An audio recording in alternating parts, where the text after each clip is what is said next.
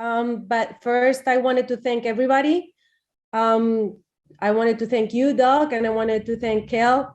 And I also wanted to thank, obviously, the University of Wisconsin for holding this event and everybody that's behind the organization, because it is really difficult to organize these kinds of events. And these events are very necessary for the field, especially for everybody to be able to meet and hear everybody's perspective and have the talks that have been happening these past few days. And I also want to really thank you for streaming this event, so people like me that weren't able to attend could actually attend virtually, because it's been very, it's been great to hear everybody's points of view, presentations and roundtables and everything, so thank you. So I'm going to start, and I wanted to talk to you about the results of my investigation. I am finishing a PhD on screen dance. And these specific results I want to talk about have to do with narrative and non-narrative screen dance. So when I first started my the road of my PhD, I was well, I had a lot of questions. I come from the film industry, so I have no training in dance whatsoever. And I had a lot of questions. I arrived at screen dance by chance, and then I started to look at the works, and I thought, oh my God, this is amazing. There's a lot of freedom. You could do a lot of things here. Let's go into that. So at first I wanted to do something that had to do with the movement of magic realism, and see if I could find any works of screen dance that actually could be identified as magic realism. But my thesis directors were actually pushing me to do something more analytical, and they requested me to think up of some questions that actually I wanted to find out about screen dance. And then I thought, well, it's just, I have so many questions regarding screen dance, like, I don't know where to start. So I started thinking a lot about this. And one of the questions that kept coming through and through my mind was, can there be a screen dance classification? And if there is a screen dance classification, what is the screen dance classification going to look like? Is it going to have to do with dance? Or is it going to have to do with film? Or is it going to have to do with the location where it's taped or recorded? What's going to be that about? So I started to ask myself this question over and over, and thinking about, like, well, I have this question, but how can I find this out? So we developed a model of analysis specifically for screen dance, so we can observe all kinds of parameters, and we tried it out. And our first try was a little bit rough, and we saw that we needed to fine tune it a little bit, because there were some parameters and categories that had to do specifically with dance that could not be applied to screen dance, just because it's not ephemeral, it's on the screen and you can always see. And there were some other categories that could not be applied just because there was a only film perspective. So we started talking about a lot of people, and we started reading a lot of materials, and we took everything that we could conceive as a possible characteristic or category that could be analyzed on screen dance. And we develop our final model of analysis for screen dance that is made up of 6 group of categories. So we organize this in different blocks of categories just to make it easy. The first, we started with identification variables that had to do with, obviously, like the duration or the country of origin, or maybe the gender of the director or the choreographer, things like that. Then we took a look at the narrative forms of screen dance, and we actually identified whether it was narrative or non-narrative. And if it was narrative, what kind of narrativeness, and also if there was a starting point, or if we could see like a specific kind of story coming up over and over. We also look at visual codes, and visual codes almost have to do with everything that has to do with how you record a film. So we're talking about types of movements of camera. We're talking about types of shots in terms of sizes and angles. So everything that have to do with how you see the image. Then we also look at editing codes, and this is everything that has to do with editing and montage, not just the cuts or transitions between images, but everything that has to do with it, including effects and post-production. We also took a look at graphic and sound codes. So we could take a look at whether there was actually any text on screen dance, and if text was appearing, how it was appearing, and sound in terms of music or sound effects or any kind of sound that was happening. And finally, mise en scene, where apart from regular film mise en scene, we actually organized some specific categories that had to do with how the representation of the body is portrayed in the screen dance or things like that.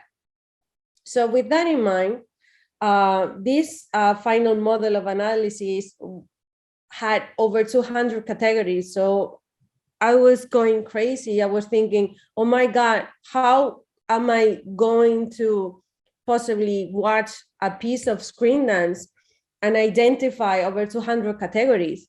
So it was a great challenge, and we finally developed a system to being able to watch the films over by sections, so we could see all of these different categories and get all the data properly. So once we got that down, the next thing that we came up was thinking about the sample of works of screen dance. So because I'm here in Spain, working from Spain, it was actually very easy for me to get in contact with the directors of festivals. So we decided to take our pool of sample of screen dance from the active festivals of screen dance in Spain. Now, there are a lot of festivals in Spain. There are film festivals or video art festivals that have like small sections of screen dance or something similar to screen dance. But I was very interested to just work with the selections of the festivals that deal specifically with screen dance, because that way they had a way of selecting or curating to the festival specifically to screen dance. So I got in contact with everybody, and I have to say, everybody has been so helpful to me in providing these selections so I can work with them, so I can watch them over and over. And there's been a lot of artists also that have sent me their work so I can watch them, and I cannot thank them enough. But because without the pool of screen dance to do this analysis, this study could never happen. So once we analyzed all of the data we got, one of the things that we saw is that there is sufficient evidence to support a classification within screen dance that has to do with the works being narrative and non-narrative. And of course, there is some common characteristics because both are screen dance, but there are sufficient differences to make them identifiable on their own. So I was very happy about that. Obviously, the common characteristics have to do with the hybridization of the audiovisual language and the choreographic language. Also that it have to have music over mostly. And this works just like dance in theater, which there is a music that is playing, but this music that is playing, it's just happening. It's not tied up to the diegetic of the film, and it's not tied up to like being shown that is playing on a speaker or a CD player or something. And obviously something must dance. What is it that is dancing?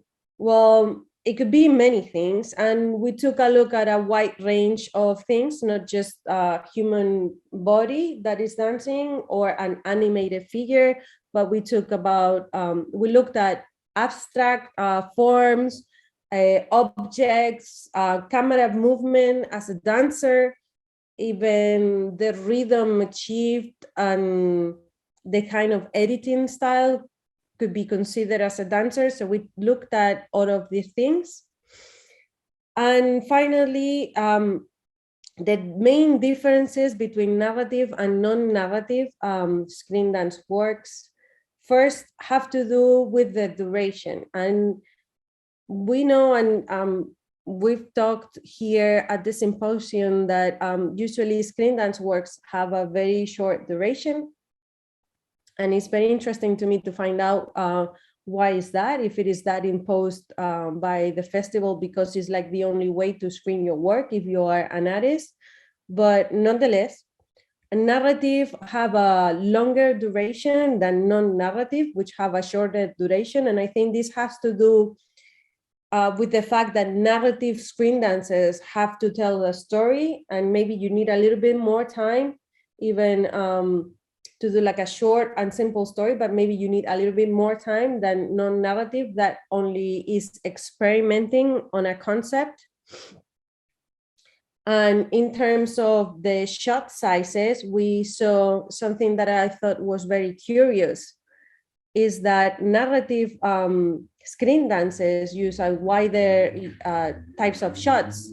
Even the shortest or the smallest to the largest, but non-narrative mostly use only long or medium shots, which means that non-narrative prefers to look at the entire figure of the person that is dancing, or maybe like the torso. And I think this has to do because of the way we think of dance, and we actually need to see the dance. So it was very interesting. Also, the same thing happened with the shot angles. Narrative have a wider use of all kinds of angles, but non-narrative mainly use normal angles, which means it's like eye level all the time. And I thought this was very curious also. And in terms of the camera movement,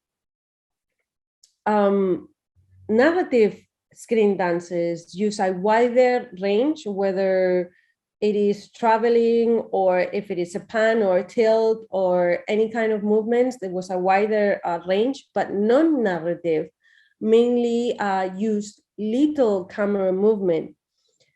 And this is something I would like in maybe like further investigations, maybe go through this way, because I always thought that because screen dance have to do with movement and choreography and dance, all screen dances should have a lot of camera movement, but there is a great amount. I think it was like 78% of non-narrative films that always use only a fixed shot. So that's a lot of time where we don't see the camera moving on non-narrative screen dances. In terms of the use of the color of the image, narrative just use plain color regular images, and non-narrative use more experimentation with the colors, whether it's a black and white or tinting the image with different colors, or maybe playing a little bit with the negative kind of a feel of the image. But there's a lot of more experimentation in terms of color. And in terms of editing, narrative screen dances tend to use a style of invisible editing, which means that we are not seeing, as the observer, we are not seeing the cuts, because it's always like maintaining the continuity of the dancing or the story. And non-narrative is using a lot more jump cuts, so we are actually being aware as observers of the screen dance. We're being aware of the cuts all the time. And in terms of the style, we saw that obviously narrative screen dances use narrative style of editing, and non-narrative use more expressive, symbolic, and descriptive kind of editing styles. And how these events are being ordered, we saw that in narrative screen dance, the order was completely linear.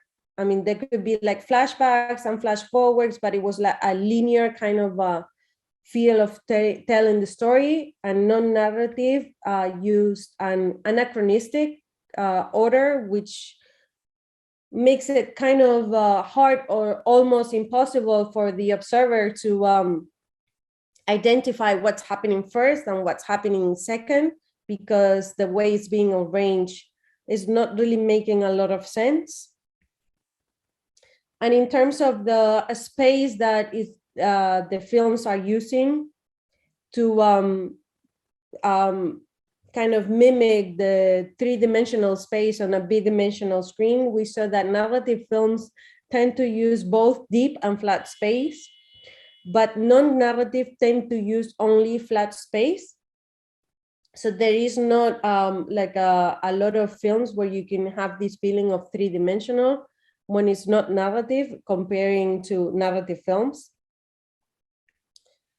And in terms of the relationship with the elements that are moving within the image and the camera movement, we saw that there's a lot of times where in narrative films, the elements are moving at the same time as the camera is moving.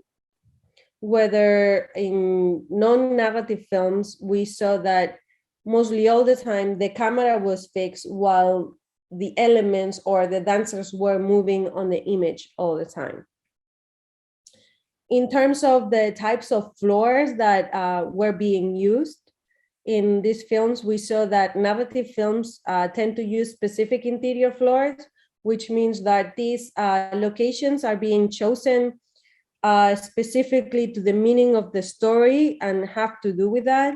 And in non-narrative, there's a wider range, whether it's a studio floor, a theater floor, a material floor, or no floor at all. But there was a wider use of different kinds of floors.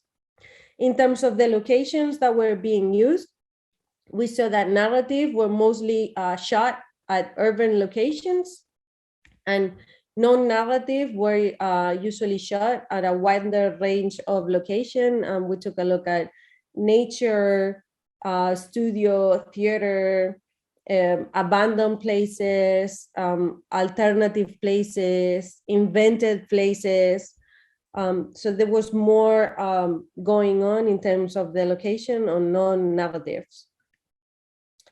In terms of who is dancing, mostly in narrative screen dances, we saw that they tended to be a human person or animated dancers that seem like human, but non-narrative tended to use a different kind of dancers, including abstract figures, points, lines, camera movement, and including editing, which doesn't mean that non-narrative is not using the body. It is using the body, but there is more combination of different types of dancers within the work of screen dance. And finally, in terms of the effects being used, we saw that narrative screen dances use very little effects. They do use it, but it's not a lot of time. And non-narrative, we actually experiment a lot with the effects, and not only with the effects of the entire image, but also with the effects that deal only with the body of the dancer. So taking this into consideration, we basically saw that narrative screen dancers are using the audiovisual language similar as narrative regular films that we could see on cinema, which means that we can actually sub-classify these narrative films through the film genre system. And this is actually true because we saw a lot of drama, comedy, romantic comedy. We saw even terror or screen dance in terms of narrative, but non-narrative is actually using the audiovisual language similar to video art, which means that there is a lot of more experimentation with concepts. And in this case, obviously, concepts related to movement or choreographic movement dealing with the audiovisual language. So taking this into consideration, we can think of non-narrative subclassification like video art subclassification. So we could find installations or site-specific works or regular bidimensional works. So now that this investigation is over, because this happened in Spain, and the festivals in Spain are international, which means they are actually selecting works from all over the world. But that selection is being done through the prism of who's living here in Spain and who's working here in Spain.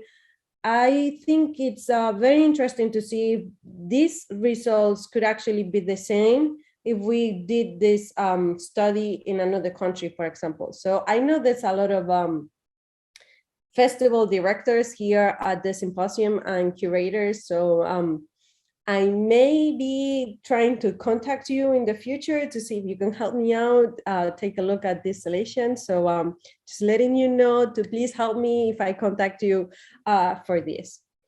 So thank you very much. I hope that this was very interesting for you guys. And I really want to thank you for giving me the attention. And if you have any questions, please let me know. I will be more than happy to answer any questions that you may have.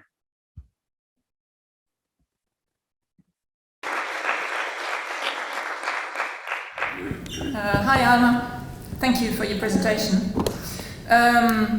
I think I should probably start with a confession that I'm very ambivalent towards classifications.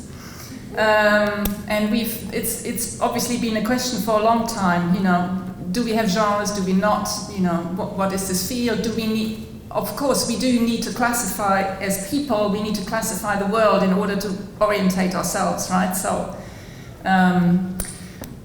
but classifications of course are problematic because they close things down very easily, yeah. I was reminded yesterday, there was a presentation by Dominique Rivoal, that she reminded me that I did a classification a few years ago, where I talked about, for example, I used the Laban effort graph, if you know that, as a sort of basis to think around efforts or energies as a way to start classifying.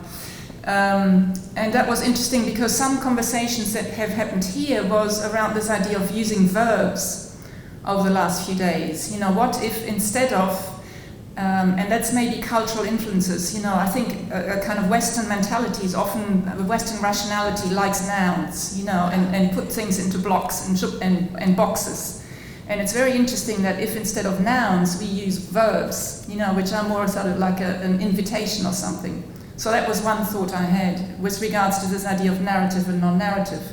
Is there if you turn that into words of some kind, how would that change what you're doing? And the other thing that you are, because you're just using two, you're creating a binary.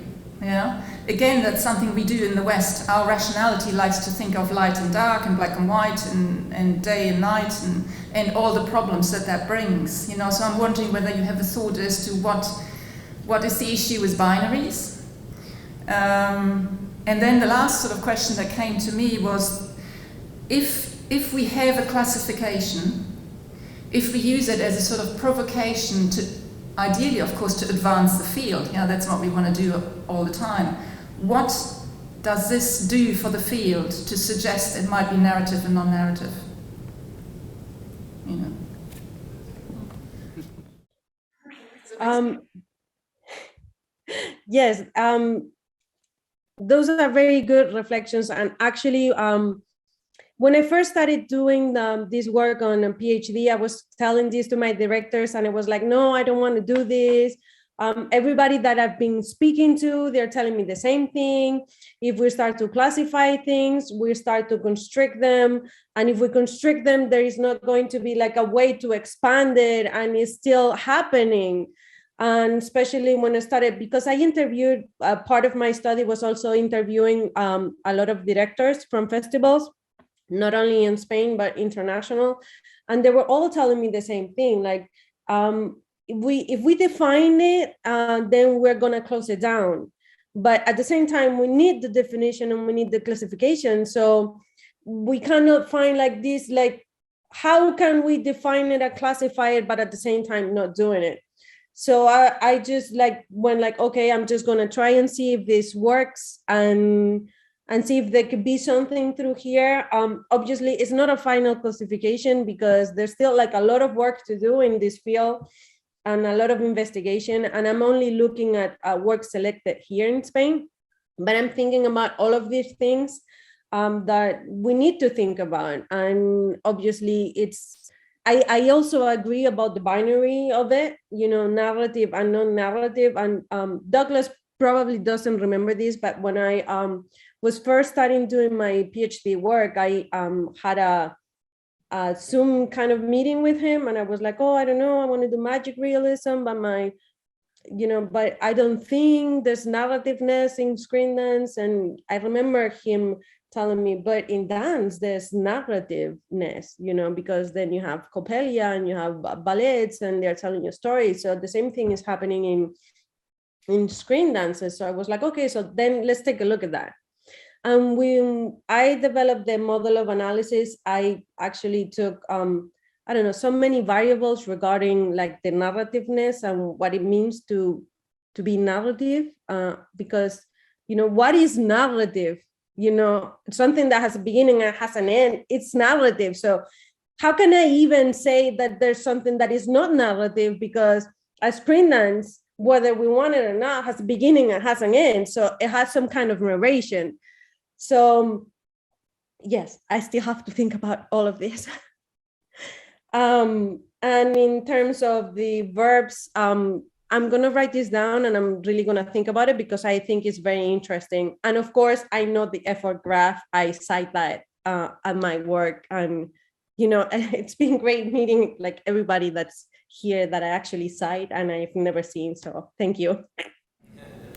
Great. It makes me think of two more things what you just said. What is narrative? And we just saw this beautiful presentation this morning about the cockerel and the man. Is that of course is narrative as an image. Yeah. So that's really again something very interesting. If you think about painting and all that. And we had a beautiful presentation from Katrina McPherson about this question of documentary and fiction. Yeah, which again has been an old binary in filmmaking, and Katrina sort of thrown it out, and said, well, let's forget about this. That doesn't help. Yeah. So, good luck. Thank you. Thank you. We're subject to the gravitational pull of narrative. Yes. It's great to see you. Thank you. We have to say goodbye now.